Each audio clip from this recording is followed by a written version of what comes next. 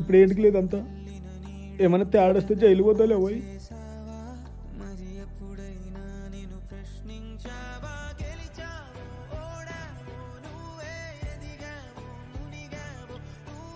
రెండు దినాల్లో మా నాయన్ని ఆసుపత్రికి చెకప్కి తీసుకుని వాళ్ళం. ఇంకో వారం ఉంటే నా కొడుకు బడి ఫీజు కట్టాల.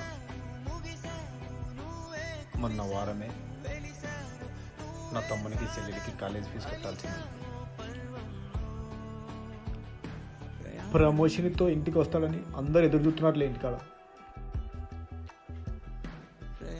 ఆ రెడ్డిగాడు చూస్తే నా స్కూటర్ గుంజుకొని పోయాడు.